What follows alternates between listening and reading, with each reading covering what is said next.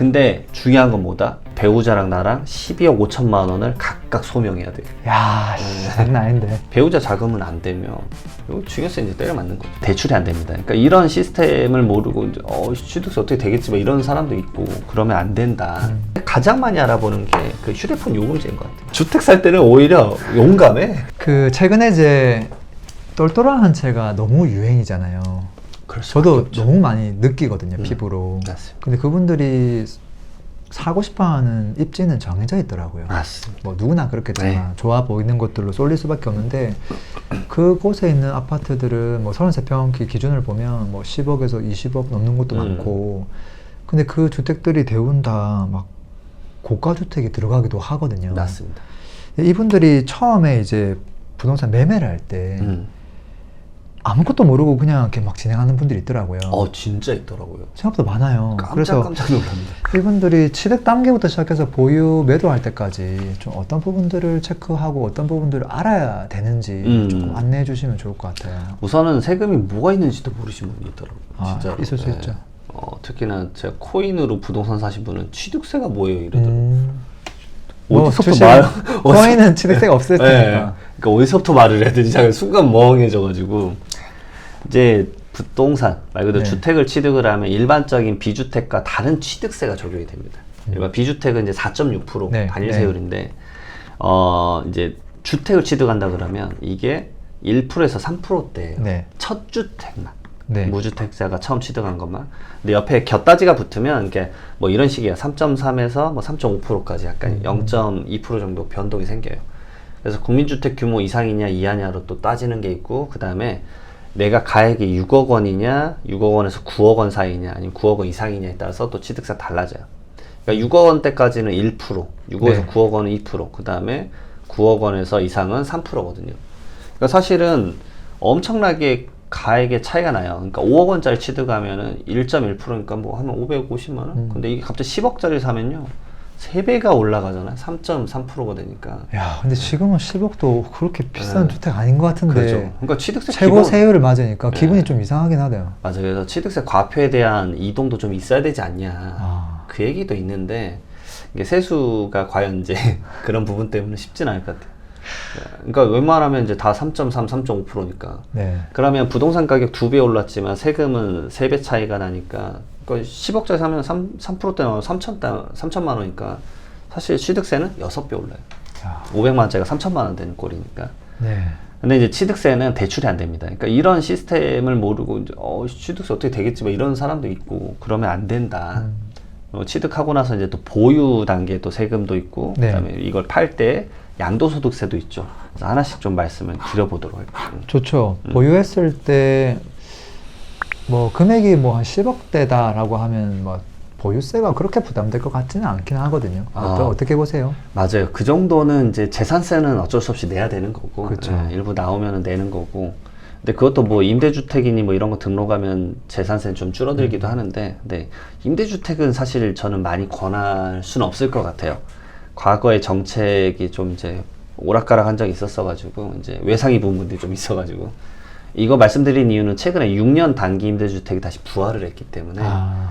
근데 사실상 예전에 이제 2017년 파리 대책 때 임대주택에 대해서는 문의가 진짜 많았는데, 최근에 6년 단기 임대주택 새로 제도가 이제 나왔지 않습니까? 아파트에 대해서. 아파트에 대해서는 빼고, 아파트는 적용 안 되고. 근데 문의 한 명도 없어요. 왜냐면 그분들도 아는 거예요, 이제. 아이고, 이거 혜택도 별로 없고, 굳이 묶여가지고 하고 싶지 않다. 뭐, 요런 게 있고. 종합부동산세는 시가 10억 원 정도면 사실 그 공동주택 가격 자체가 8억 원, 9억 원 미만일 거기 때문에. 왜냐면 종합부동산세 기본적으로 9억 원 빼주거든요. 그게 이제 매매가 기준이 아니잖아요. 네, 맞습니다. 공동주택 가격에다가 이제 뭐 공정시장가액 비율이나 뭐 이런 거 해가지고 빼주기 때문에 사실상 그 정도는 큰 부담은 되지 않으실까요? 그러면 결국은 지금 이제 뭐 마용성이나 뭐 이 정도 되는 급지에서 한 뭐 20억에서 25억대, 좀 많게는 30억 사이, 그 금액대를 매수하는 분들이 조금 고려해야 될 게 있을까요? 종부세 측면에서? 종부세 측면에서는 이제 사실 무조건 나올 거예요. 무조건 나오니까 그나마 고민하는 건 배우자랑 뭐 공동으로 사서 기본적으로 내가 받는 공제액수를 높일 거냐, 뭐 이런 것들을 고민하셔야죠. 왜냐면은 이게 1세대 1주택자면 12억까지 빼주고 이제 감면 뭐 최대 적용에 따라서 뭐 장기 보유했거나 이러면은 80% 빠지는데 이제 막 취득하는데 이 감면이 있을 리가 없죠. 근데 12억 빼는 것보다는 뭐 예를 들어서 지분으로 5대5로 들어가면 각각 9억 원씩 빼주니까 18억 원까지는 안 나와요. 와, 그게 진짜 크다. 예, 그러면은 한 25억까지는 어차피 공정시장, 뭐 공동주택 가격은 어차피 70% 내외니까 그쯤 되면은 거의 안 나오시죠. 정말 조금 나오거나. 예, 조금 나오거나. 근데 중요한 건 뭐다? 이제 취득 시점 다시 돌아가 볼게요. 자, 그럼 내가 지금 25억짜리 사요. 그럼 5대5를 사려고 하면 배우자랑 나랑 12억 5천만 원을 각각 소명해야 돼요. 야, 장난 아닌데. 근데 이제 예를 장난 들어서 아닌데. 그거 그냥 아무렇지 않게 또 생각하는 분들 많을 것 같은데요. 엄청 많아요. 아니 뭐 부부 돈이 어. 그거 같은 돈이지 그걸 어떻게 우리가 이거를 물 쪼개듯이 맞습니다. 할 수 있어? 라고 하면서 그냥 대충 지르잖아요. 예, 다 잘라가지고 보고 있습니다. 이래 본지 벌써 거의 뭐 10년이 넘어가는데요. 와. 근데 처음 사신 분들 이걸 모르는 거예요. 예. 아. 이게 그래서 각각 소명을 해야 돼요. 근데 이제 예를 들어서 나는 경제적 활동을 해서 내 자금은 되는데 배우자 자금은 안 되면 여기 중요세 이제 때려 맞는 거죠. 야. 근데 계좌 열었는데 배우자가 줬으면 그나마 나이스해요. 왜냐면 네. 배우자 간에는 10년간 6억 원까지 증여를 해줄 수 있어요. 그렇네요. 그러니까 예를 들어서 뭐 전세 끼고 뭐 해가지고 차이를 봤더니 한 이게 한 7억인데 6억이 증여였다 그러면 1억 원에 대해서만 내니까 오케이인데 근데 내가 막 실거주하고 자금 알고 봤더니 배우자가 아니라 부모님이 줬다 이러면 이제 확 올라갑니다. 이게 자금 출처 조사니까 이런 것들을 좀 유념을 해야 된다. 뭐 꼭 강남계 아니더라도 너무 고가가 아니더라도 지금 뭐 10억대 뭐 이런 것들도 조사가 지금 나오고 있기 때문에 특히나 주의를 해야 되겠네요. 제가 작년에 대구 아파트인데 2억 5천만 원짜리 나왔습니다. 와. 이게 자금 출처가 그 투기과열지구나 뭐 조정대상 지역이거나 아니면은 6억 원 이상의 주택 거래에 대해서만 이걸 쓰거든요. 네. 이거를 쓰는 건데 내가 자금 어디서 났으면 내가 쓰는 거거든요. 근데 이 금액 이하인 것도 조사가 나와요. 근데 이걸 잘 모르세요. 그래서 나는 뭐 조정 투기과열지구도 아니고 뭐 예를 들어서 이제 경기도권이라고 해볼게요. 아파트 가격도 5억이야, 6억 이하네. 안 나와. 나옵니다. 예, 이게 저는 이제 실무를 하는 사람이기 때문에. 네, 네. 이게 그렇게 쉽게 생각하시면 안 된다. 야, 방금 그 여러 가지 이야기 해주셨는데 결국은 거기에 매수할 때 절세 전략은 좀 나왔네요. 네, 맞습니다. 그래서 어떻게 취득하느냐 비율을 좀 따져보시고 배우자 간에 만약에 증여 한 번도 한 적이 없다 그러면은 1억에 주셔도 되는 거예요. 25억짜리면 20%만 주는 거예요. 5억 원 정도까지는 증여해도 무상이니까.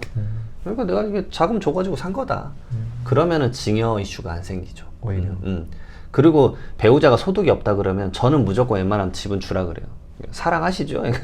사랑하시면은 주세요. 왜냐면 이걸 팔고 추후에 또 부동산 사야 되는데 언젠가는 배우자의 자금 출처 소명하려면 소득을 만들어줘야 되거든요.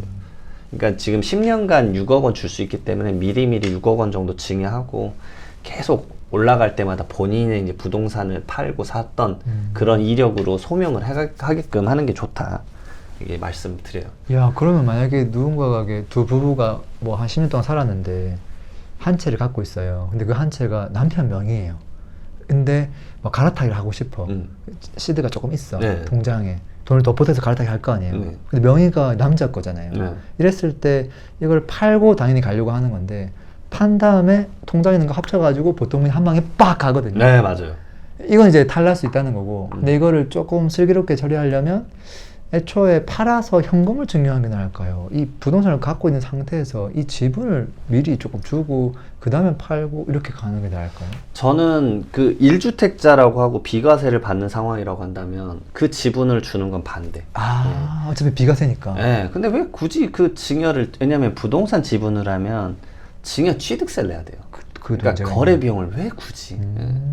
근데 이제 예를 들어서 10년에 6억이니까 근데 내가 이거를 이 8년간, 9년간 안 팔 것 같아. 그러면 이제 미리 줘야 되겠죠. 어쩔 수 없이. 예. 그래서 처음에 취득할 때, 매매 계약서 쓸 때부터 그걸 넣어야 돼요. 그래야 한 방에 끝나요. 괜히 취득세 2번 안 내니까. 차라리, 그러니까 이럴 때도 많아요. 취득하고 딱 2달 됐는데 상담하러 온 거예요. 제가, 이때 그냥 넣으시지. 뭘 넣으라는 거예요? 이때 지분을 넣으시지. 처음부터. 예. 처음부터 그냥 8대2로 한다라고 네, 넣어서 네. 이에 대해서 소명 오면 내가 증여해줬다 그러면 그게 6억 미만이면 딱 넘어가지 않냐. 그러면 10년 걸리는 그 리셋, 증여한 초기점도 빨리 잡았고 부동산 같이 보유하고 있다가 팔면 양도세도 분산되고 왜냐면 비과세도 결국 양도가액 12억 원까지만 비과세, 그 이상은 세금이 나오니까. 근데 내가 한 번에 25억을 비과세 받는 것과, 그래서 지분 중에서 20억과 5억 원을 각각 팔면서 비과세 받는 건 더 세금이 더 낮아지니까. 이제 이런 관점까지 믹스해서 사실 취득하셨으면 좋겠다. 그러니까 뭐든지 계약서 쓸 때는 그래서 알아보고 쓰셔야 돼요. 아무 생각 없이 이제 너무 큰 뭔가의 거래를 할 때 사람들이 오히려 의사결정할 때 많이 안 알아보더라고요. 제가 봤을 때 가장 많이 알아보는 게 그 휴대폰 요금제인 것 같아요. 주택 살 때는 오히려 용감해. 제가 볼 때마다 깜짝깜짝 놀랍니다. 그냥 일단은 뭐 조금 좋은 매물이 나온 것 같아요 하면서 가격을 일단 먼저 쏴버리죠. 황당할 일이죠, 진짜. 그래도 좀 단시간에 이제 지식이 있다면 그게 이제 빨리 시점이 좀 짧아지긴 하겠지만 그래도 좀 알아보고 하셔야. 야, 세금 진짜 공부할 게 많다는 느낌을 지금 제가 물어보면서도 오히려 더 숙제가 막 다가오는 느낌이 들기도 하거든요. 별거 아닌 것 같으면서도 야, 진짜 이건 꼼꼼하게 해야 된다. 근데 지금 이제 워낙 많은 분들이 기존 주택을 정리하고 넘어가려고 하는데 그때 가끔씩 저한테 뭐 이것저것 세금 물어보는 경우도 있는데 저는 그냥 무조건 이거는 한끗 차이가 중요하니까 그냥 무조건 세무사한테 물어봐라. 비용도 그렇게 안 비싸다. 그냥 무조건 물어봐라. 이렇게 얘기를 하는데 전화가 오면 보통 뭘 제일 많이 물어봐요? 지금 우리가 갈아타기 뭐 이런 걸 하시는 분들 입장에서 갈아타는 분들 입장에서는 자금 출처. 자금 출처. 거의 백방 자금 출처. 핵심이네. 그거 핵심이네. 왜냐하면 이제 아시는 거예요. 갈아탄다는 얘기는 뭐냐면 내가 주택을 사본 경험이 있다는 얘기예요. 그러니까 한 번 당해봤어. 주변에서도 당해본 분들이 있는 거예요. 왜냐하면 갈아타기 하시는 분들은 대부분 30대 후반 좀 넘어가시는 분들이에요. 그렇죠. 40대 진입하시는 분들. 그러니까 주변에서 들은 얘기도 좀 있어. 그러니까 막 주변 친구들이랑 이런 얘기할 때 야, 나 그때 갈아타는데 세무서에서 연락 왔다. 이 경험이 이제 커뮤니티에 쌓여 있는 거예요. 그래서 제가 자금이 1억에 되는데 1억에 취득해도 될까요? 아니면 뭐 배우자가 좀 들어가도 될까요? 뭐 이런 거 물어보시는 거예요. 그래서 조금이라도 아시니까 방금 말했던 이제 같이 들어가면 어떻게 되느냐. 그 다음에 이거 내가 그러면은 먼저 취득하고 종전주택 팔 때 그럼 내가 일시적 1세대 2주택 비과세 받을 수 있느냐. 그 다음에 비과세 요건 맞는지 요거 따져보시는 거예요. 왜냐면 예전에 조정대상 지역에서 취득했는데 지금 거긴 조정대상 지역이 아니다. 근데 나 비과세 가능한 거 아니냐. 그런 것들. 네, 아까 좀 소름 돋는 게 저는 강의를 하지만 강의할 때 아무도 자금 출처를 물은 사람이 없어. 진짜요? 저는 지금 너무 소름 돋는 게 왜냐면 제가 그분들 현황을 보거든요. 그럼 이제 남편이 뭔가 전문직이거나 여성은 조금 뭐 일을 안 하거나 그런 부부도 되게 많거든요. 근데 다 갈아타기를 하러 왔단 말이에요. 근데 그랬을 때 당연히 매수를 공동명의를 할 생각을 갖고 있어요. 자기가 어쨌든 통장에 돈이 있으니까 그냥 그거는 그냥 하려고 하는 분들이 정말 많거든요. 이거 나중에 전부 문제될 수 있겠다. 언젠가 초대장 받으실 거예요. 그렇잖아요. 정말 중요한 거 놓치고 있는 분들이 아마 이거 딱 영상 보자마자 그러면 진짜 큰 도움 됐다고 아마 얘기해 주실 분들이 정말 많을 것 같아요. 오히려 이거 말하면 이제 밤잠을 못 주무세요. 기존엔 걱정 없었는데 이미 진행한 분들? 이제 한 2년 지나가지고 나 이제 걱정 안 하고 있었는데 이제 갑자기 이제 왜냐면 알 건 알아야 되니까. 알 건 알아야 돼. 왜냐면 언젠가 또 갈아타기를 하셔야 되니까. 그렇죠. 이건 알아두셔야 돼요. 요즘은 그 시점이 엄청 빨라졌어요. 뭐 3개월에서 6개월 있다 오는 경우도 엄청 많고. 근데 다들 요걸 생각 안 하고 어떻게 하면 취득세 요금 아낄까? 어떻게 하면 기존 물건 팔 때 양도세 요금 아낄까? 요것만 생각하지 두드려 맞을 생각을 안 한다는 거거든요. 이게 더 먼저잖아요. 이걸 먼저. 하고 그 다음에 뭐 좀 절세할 것들을 챙겨야 될 거 아니에요. 그나마 이제 좀 제가 이제 중개사님들 강의도 많이 하거든요. 중개사님들 실무 강의 많이 해드려요. 그러면 이제 자금 출처에 대해서 강조를 많이 해드리면 그분들이 좀 말씀을 해주는데 그분들이 이제 소개해준 고객분들은 자금 출처 저 어떻게 해야 되냐. 매매계약서 쓰기 전에 그 고민을 먼저 하세요. 그래서 이분은 좋다. 이분은 그래도 고민을 하셨구나. 정보가 있구나. 그러니까 배우자가 소득이 얼마인지 소득금액 증명을 대충 떼보고 비율 어떻게 가는 게 좋겠다. 뭐 이런 거라도 얘기를 나누거든요. 아주 급해도 저는 이제 워낙 직업이니까 간단하게 보면 나오거든요. 그래서 그래도 20%만 주세요. 너무 위험하다. 뭐 이렇게 말씀드리면 되는데 그리고 그거 그렇게 모르시는 분도 있어요. 공동명의면 무조건 다 5대5 해야 되는 거라고 알고 계신 분들 많아요. 모든 부동산은 공동명의면 5대5로 알고 있어요. 그럴 수 있겠다. 엄청 많아요. 그래서 내가 이래요. 세무사님 제가 이번에 20억짜리 사는데 5대 그 공동명의 하면은 내가 증여세가 나오지 않냐. 그러니까 대화가 그럼 처음에 제가 딱 듣고 왜 나와요? 그냥 적게 주면 되지 않을까? 아니 50% 받으니까 공동명인데 어떻게 조금 줘요? 내가 50% 넣어야 되는데 이렇게 얘기하겠네. 무조건 5대5로밖에 등기가 안 되는 줄 알고 있는 거예요. 아. 그래서 제가 아니다. 이거 1% 단위도 되고 소수점 단위도 되고 깜짝 놀랐어요. 왜냐면 전 절세 플랜 할 때 소수점까지 써요. 오. 그러니까 이게 이제 좀 더 다른 관점인데 저는 절세 플랜을 하면 부동산을 이제 쪼개서 이렇게 절세 플랜을 할 수 있는 게 있어요. 네. 그러면은 이렇게 줘요. 12.824%. 아. 저는 그렇게 줘요. 그러니까 얘를 그냥 완전 이제 조각조각 내는 방법을 알고 있거든요. 근데 사실 그거 뭐 어려운 작업이 아니잖아요. 어려운 작업 지분을 아니에요. 내가 뭐 1%를 주든 1.2%를 주든 그건 어려운 작업은 아니잖아요. 네. 그런 이유가 이제 막 취득세도 줄이고 막 그런 게 있거든요. 왜냐면 취득세도 공시지가가 1억 원 미만이면 뭐 이렇게 취득세를 이제 증여할 때 지금 원래 시가로 취득세 과표 잡잖아요. 근데 1억 원 미만이면 공시지가로 과표 잡아요. 취득세가 줄어들어요. 그러니까 막 그런 디테일들이 있어요. 네, 취득보유 처분당에 네. 믹스 시켜가지고. 저는 그걸 아니까 이제 믹스 시켜서 1원이라도 줄이려고 하는 거죠. 야, 재밌다. 왜냐면 재밌다. 저는 수입료 자체가 세금 줄인 금액이 100%니까 내가 악재같이 줄이는 거예요. 아, 합법적인 윈윈 전략이네요. 네, 윈윈 전략이야. 고민은 제가 다 하지만 이제 방법 알려드리는 거예요. 야, 사실 뭐 상속 증여는 요거는 이제 이야기하기 시작하면 끝도 없어. 이만큼 분량이 나오잖아요. 네. 그래서 이걸 깊게 다룰 수 없어갖고 오늘 지금 이야기하고 있는 큰 테마, 큰 물줄기는 이제 1주택자 또는 무주택자 분들이 이제 갈아타기, 똘똘한 한 차 할 때 좀 알아두면 좋을 세금이긴 하거든요. 근데 혹시 세무사의 관점에서 계약서를 쓸 때 뭐 좀 알아두면 좀 세금 측면이든 뭐든 좀 좋은 팁 같은 것도 좀 있을까요? 첫 번째로 진짜 이거는 자산가는 이걸 다 하시는데요. 네. 제발 계약서 쓰기 전에 세금 상담부터 하세요. 아, 그 기본이다. 네. 가장 흔한 실수 말씀드릴게요. 본인이 비과세인 줄 알고 계약서를 쓰는 거예요. 근데 비과세가 아니에요. 하나 갖고 있는데 다른 거를 사버린다 이 말이에요. 네, 그 그러니까 기존 게 비과세인 줄 알고 그냥. 맞습니다. 하늘이 무너져요. 그러면 그나마 다행인 건 잔금 치르기 전에 아시는 거예요. 그러면 이제 계약을 파기를 할까 말까 고민이라도 하는 거죠. 근데 이제 잔금 다 치르고 세무사 찾았다?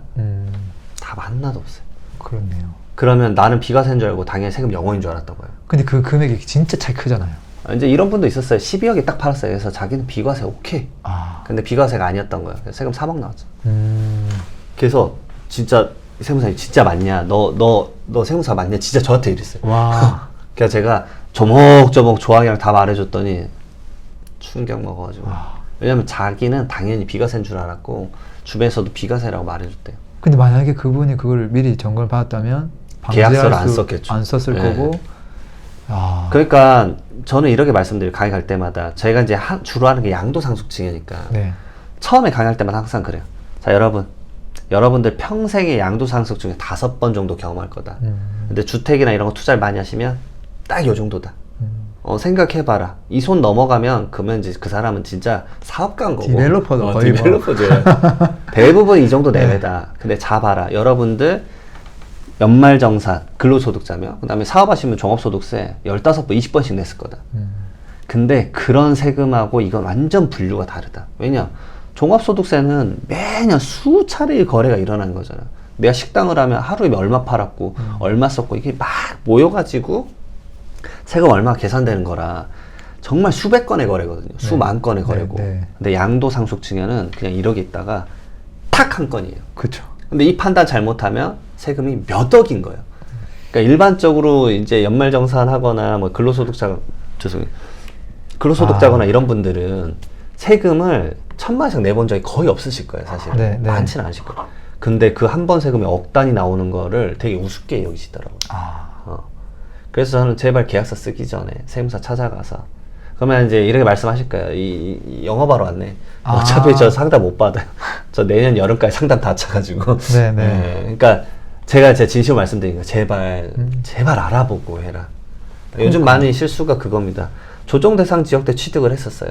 조정대상 지역 이제 풀린 지역, 뭐 강동구나 마포나. 근데 또 핵심은 조정지역 일대 샀다는 거잖아요. 그죠. 일대 샀으면 유일하게 취득 시점에 보는 게 비과세 받으려면 2년 거주해야죠. 거주 안 할 수 있지. 거주 안 하셨어. 그러면 바로 두들 맞아야죠. 근데 본인은 조정대상 지역 풀렸고 2년 풀렸으니까. 그러니까 나는 비과세.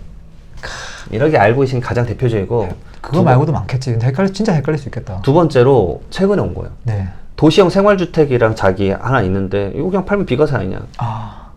선생님 뭐라고요? 이거 뭐라고 다시 말씀하세요. 도시형 생활주택. 이거 주택 아니지 않냐. 선생님 뭐라고요? 다시 말씀해 보시죠. 도시형 생활? 주택이라고 주택. 장난하지 마시라고. 가장 또 많은 게 오피스텔이에요. 오피스텔을 주택으로 임대 주면서 주택 아니라고 생각하시죠. 근데 사실 오피스텔도 그냥 이제 임대 좀 되는데 그렇죠. 막 임대사업자를 내거나 맞아요. 또 막 주택분 또 재산세를 받으려고 바꾸거나 맞아요. 그런 것들이 또 문제가 되는 거예요. 그리고 거긴 이미 전입신고를 했었어요. 그런 것도 문제고. 완전 주거용을 쓰고 있었어요. 그리고 세무서에서 알고 있어요. 그 우리 동네 이제 세무서 관할 내에 여기는 거주용 오피스텔, 여기는 어떤 거 다 알고 있어요. 근데 거기서 거주용으로 안 하고 있다? 근데 왜 사업자 등록이 안 돼 있죠, 거기에? 왜냐면 확정일자가 주거는 주민센터에서 받지만 상업용은 세무서에서 받잖아요. 그게 또 이제 뭐 헷갈리는 게 오피스텔 하나 갖고 있다고 해서 다른 주택을 살 때 취득세는 사실 중과를 안 받을 수 있지만 맞습니다. 지금 양도에 대한 이야기잖아요. 그리고 취득세도 이제 오피스텔은 주택수에 카운팅 해버리고 오피스텔 취득세만 주택 취득세가 아닌 거죠. 4.6%로 되니까. 그러니까 아무 생각 없이 이렇게 파시는 거예요. 이게 몇 억 차이인데 비과세가 제일 중요한데. 네네. 오늘 일단 핵심 키워드 좀 두 가지 딱 남았습니다. 일단 자금 출처. 그 다음에 계약하기 전에 일단 전화를 먼저 해라. 네, 맞습니다. 상담 전문가에게 받을 필요 있겠다. 아까 5번 그거 하는데 5번 상담 인생에 있어서 맞습니다. 5번만 받으면 된다는 소리잖아요. 네. 뭐 대단한 것도 아니고. 제가 말씀드렸죠. 그런 상담 예약이 엄청 쌓여 있다는 얘기죠. 그러니까 진짜 그런 분들이 많아요. 그러니까 가끔 이러세요. 계약서 쓰는 날 아침에 물어봐요. 시간 받았다면. 그래갖고 알아서 하세요. 제가 못 해줘요. 왜냐면 자산가는 사실 그 매도 가격 오갈 때부터 저한테 물어봐요. 그러니까 저는 이제 월마다 기장을 하는 게 아니라 자산 관리 맡기시는 분 있거든요. 월마다 수입료 주고. 근데 그런 분들은 이런 식이에요. 내가 이거 한 200억에 팔 건데 플래닝 다 짜줘. 미리 드러나요. 그리고 시장에 그 다음에 내놓고 190억이 됐어. 그럼 거기에 맞춰서 살짝 조정만 하면 되니까. 근데 미리 다 봐놨잖아요. 그럼 변수도 자기가 알고 있고 어떤 거 나오면 바로바로 해결할 수 있으니까. 그런 차이인 것 같습니다. 역시 부자분들은 전문가를 활용할 줄 아시는 것 같네요. 맞습니다. 야, 오늘 이 정도만 해도 충분한 것 같은데요. 오늘, 어쨌든 요즘 워낙 똘똘한 채 유행이다 보니까 너무 뭐 사는 것만 집중하지 말고 어떻게 하면 우리가 조금 절세도 할 수 있는지도 알아야 되지만 이게 실수를 안 할 수 있는지 맞아요. 그 이야기를 해주시는 것 같아가지고 많은 분들에게 큰 도움이 됐을 것 같습니다. 오늘 귀한 말씀 나눠주셔서 너무 고맙습니다. 네, 감사합니다. 광고 한번 하겠습니다. 집값이 왜, 언제 오르는지, 어떤 게 저평가인지 판단하지 못하면 계속 흔들릴 겁니다. 기초 강의는 이 강의 하나로 충분합니다. 물고기 잡는 법을 알려드립니다. 내 집 마련에 대한 니즈가 참 많습니다. 그래서 실전 수업을 만들었고요. 개인 컨설팅에 가까운 수업입니다. 내 집 마련을 못할래야 못할 수가 없습니다. 지식을 온전히 내 것으로 만들고 싶은 분들은 스터디가 마음에 드실 겁니다. 똘똘한 한 채부터 재건축, 재개발, 돈 되는 투자처 함께 찾고 싶은 분들을 위한 스터디 준비되어 있고요. 현금 흐름 만들기 위한 다양한 수익형 부동산 종목을 배우는 스터디. 목적에 맞게 선택하시면 됩니다. 링크는 설명란 및 댓글에 남겨 놓겠습니다. 강의 때 뵙겠습니다.